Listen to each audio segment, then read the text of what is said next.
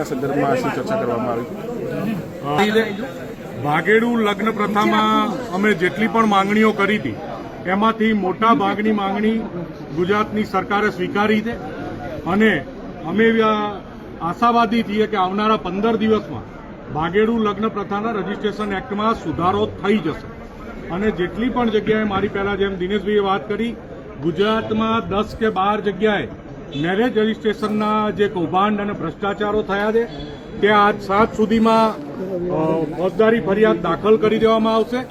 ફોજદારી ફરિયાદ દાખલ કરી અને લાગતા વળગતા સંબંધિત અધિકારીઓ અને તમામ આરોપીઓની ધરપકડ થઈ અને કાલના દિવસમાં એ આરોપીઓના ગુજરાતમાં મેરેજ રજીસ્ટ્રેશનમાં ભવિષ્યમાં કોઈ તકલીફ ઊભી ના થાય. એની સાથે સાથે અમારી જે મુખ્ય માંગણી છે કે આવનારી સ્થાનિક સ્વરાજની ચૂંટણીઓમાં આર્થિક ધોરણે અનામત લાગુ કરવામાં આવે.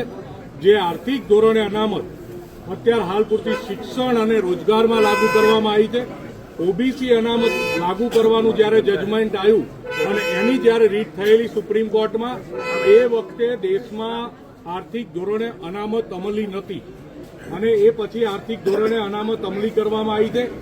જેના કારણે ઓબીસી અનામતની જેમ જ ઓબીસી એસસી એસટીના અધિકારોને ક્યાંય પણ નુકસાન ના થાય એ રીતે આર્થિક ધોરણે અનામત લાગુ કરવાની પણ વાત સન્માનીય નાયબ મુખ્યમંત્રીશ્રીને કાયદા મંત્રીશ્રીને અને વિભાગના અધિકારીઓને કરવામાં આવી છે. પણ એ થોડી લેન્ધી પ્રક્રિયા છે.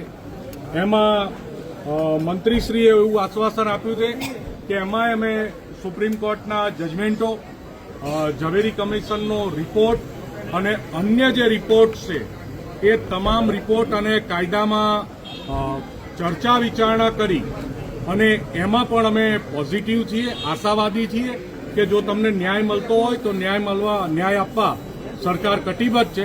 એટલે અમે આશા રાખીએ છીએ કે 10% ધોરણે ઈબીસી આવનારી સ્થાનિક સ્વરાજની ચૂંટણીમાં લાગુ થઈ જશે. પણ જવાબ આપું છું, નહીં લાગુ થાય તો અમને દિનેશભાઈને, મનોજને, ગીતાબેનને, પૂર્વીનભાઈને બધાને તમે ઓળખો જ છો. જ્યારે અમે મેરેજ રજીસ્ટ્રેશનની વાત લઈને આવ્યા ત્યારે તમારો આ પ્રશ્ન હતો ને એ આજે પૂરો કરીને આવ્યા છીએ. હજુ અમારી જોડે સમય ઘણો છે, સરકાર જોડે સમય ઘણો છે. ધીમે ધીમે પૂરું કરાવી દઈશું જેવી રીતે થાય. કમિશનના રિપોર્ટના અનુસંધાનમાં અમારા સાથી નેતા દિનેશભાઈ બામણિયાની હાઈકોર્ટમાં પિટિશન પેન્ડિંગ છે અને દિનેશભાઈ સુપ્રીમમાં પણ પિટિશન કરવાની તૈયારી કરી રહ્યા હતી. એટલે હાઈકોર્ટ કાં તો સુપ્રીમમાંથી રિઝલ્ટ લઈ આવશું, ન તે જેવી રીતે શિક્ષણ અને રોજગારમાં અનામતનું રિઝલ્ટ જેવી રીતે લાયા હતા એવી રીતે આમાં લાવશું.